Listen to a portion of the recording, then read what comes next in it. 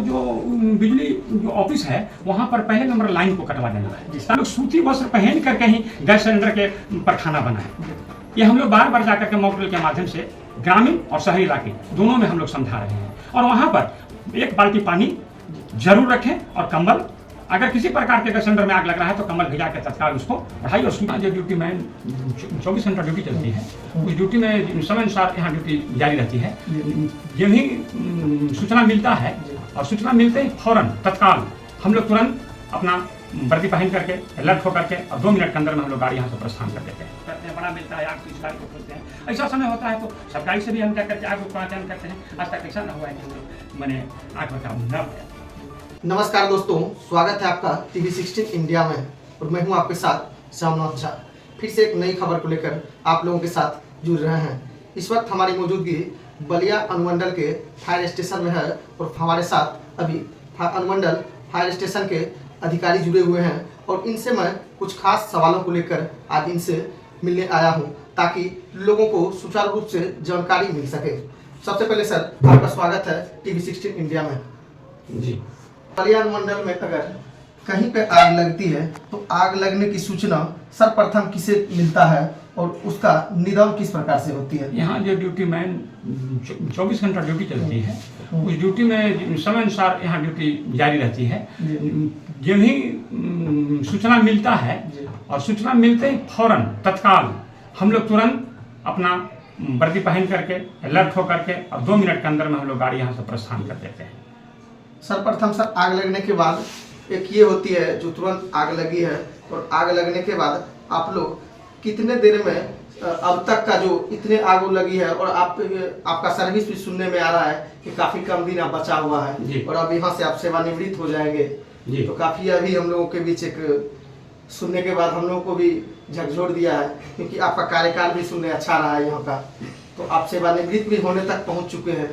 तो आपके कार्यकाल के अनुसार सर कब आप सबसे कम समय में और आपके नज़रों के सामने ज़्यादा क्षति हुई परंतु आप लोगों ने प्रयास कर उसे बचाया है? इस निकटवर्ती में जैसे इस जो मॉल था, अभी फिलहाल जो मॉल जो बंद हो गई उसमें तत्काल समय था दिवाली की रात। उस रात में बड़ा हादसा होता, लेकिन हम लोग फौरन तत्काल, क्योंकि हम लोग का बाउंड्री को सटे हुए था, फौरन जा करके हम लोग तत्काल उस पर आग पर काबू किए जो कूट में लगी हुई थी। फिर बगल में स्टेशन रोड में दुकान में लगा हुआ था, पूजा पाठ का दुकान में, तत्काल गए और फौरन उनको भी बचा दिया गया। कुछ ऐसी होती है सर, आगे जब लगती है आगों की लपेटों तो धीरे धीरे बढ़ते ही जाती है और उस समय लोगों के बीच एक और ये भी बातें आती है जो कि उन्हें पता नहीं होता है और आगों की लपटें जब बढ़े उस समय व्यक्ति को क्या करना चाहिए?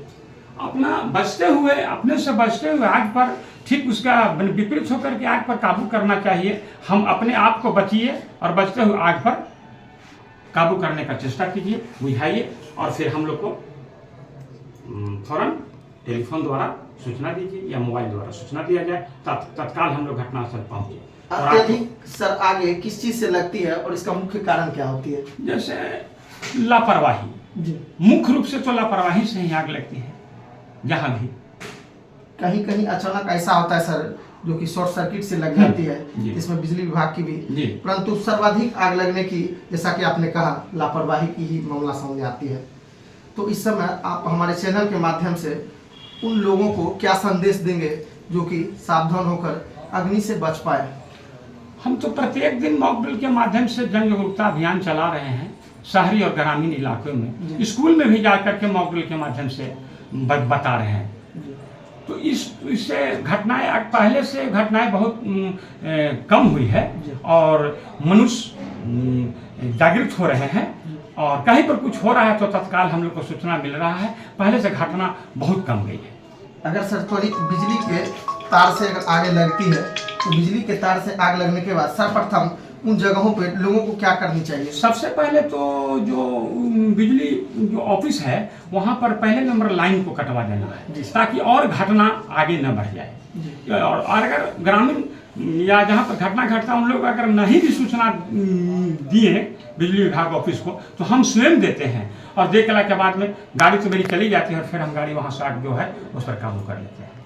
अगर गैस सिलेंडर से आग लग जाए उस स्थिति में घरेलू महिलाओं को क्या करनी चाहिए? सबसे पहले और उस समय उसमें जो मतलब कुछ ऐसी होती है जो महिलाएं अन्य प्रकार की वस्त्र पहनकर खाना बनाती है, जो आग की लापटें काफ़ी बढ़ जाती है, परंतु इस पर कुछ ऐसे भी व्यक्ति हैं जिन्हें की जानकारी के अभाव में इस प्रकार से घटित घटनाओं को अंजाम देने तक पहुंचाते हैं। परंतु आपके द्वारा सर उसके लिए क्या उद्देश्य रहेगा जो कि उसके लिए अलर्ट हो सके? वही तो गाँव जाकर के हम माता बहन को समझा रहे हैं कि आप लोग सूती वस्त्र पहन करके ही गैस सिलेंडर के पर खाना बनाएं।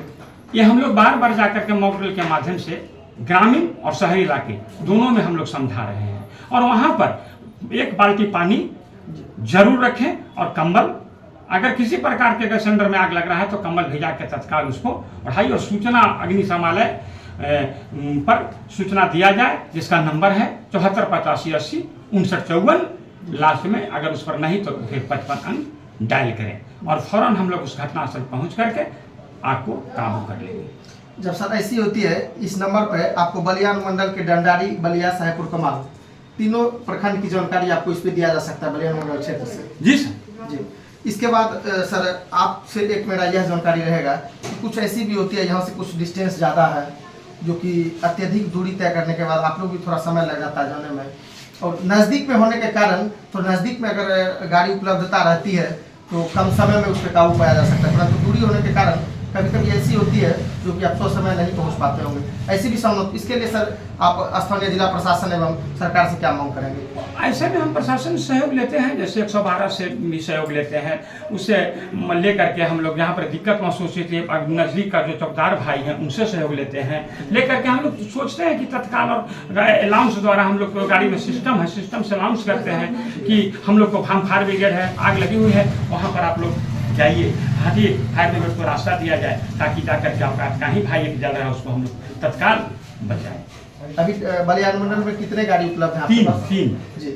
तीन गाड़ी में तीनों प्रखंड को नहीं, 2 गाड़ी अनुमंडल अग्निशमालय बलिया में है, बड़ी गाड़ी है, 1 गाड़ी साहेबपुर कमाल थाना में रहती है, जो वहाँ से हम लोग को किसी प्रकार का जैसे गली मोहल्ले छोटा मिला तो हम लोग उससे कंट्रोल करते हैं, बड़ा मिलता है आग तो इस गाड़ी को खोलते हैं। ऐसा समय होता है तो सब गाड़ी से भी हम जा करके आग को कायम करते हैं। आज तक ऐसा ना हुआ है कि हम लोग मैंने आग पर काबू ना पाया। कुछ ऐसी होती है सर, जैसे इस प्रखंड में आपने बताया साहेबपुर कमाल में भी है, बलिया में भी उपलब्ध है, डंडारी में नहीं है सर। डंडारी की दूरी भी काफ़ी बढ़ी हुई है, बलिया से जाते समय हो सकती है जो उसके रेलवे फाटक को भी क्रॉस करना पड़ता है। इस स्थिति में सर किस प्रकार से आपको हम लोग जो है हम लोग को जाने का देखते हैं कि गाड़ी वहाँ है तो हम लोग साहेबपुर कमाल को भी बोल देते हैं तो उस गुमटी से निकल जाता है आगे, जिससे आगे गुमटी वहाँ से अगर यहाँ देखते हैं मैंने हम लोग पास मैंने निकल ही जाते हैं, गुमटी कभी कभार मिल जाता है बंद, ना तो आग पर तो काबू पाइए नहीं। शुभ नाम सर आपका? कृष्णा प्रसाद यादव, अनुमंडल अग्निशमालय पदाधिकारी बलिया। बहुत बहुत धन्यवाद सर आपका। तो ये थे हमारे साथ बलिया अग्निशमन पदाधिकारी, इनसे बातचीत किया और आपको यह जानकारी साझा किया कि आग अगर लगे तो किस प्रकार से काबू पाया जा सकता है और इसके लिए सुचारू रूप से सुविधा क्या है, सरकार के द्वारा क्या सुविधा दिया गया है और पब्लिक को किस तरह से उससे निपटना चाहिए, इस संबंध में सर से बातचीत किया और सर ने आप लोगों तक काफ़ी जानकारी को साझा किया है। इसी प्रकार की खबरों में बने रहने के लिए देखते रहिए TV16 इंडिया। तब तक के लिए जय हिंद।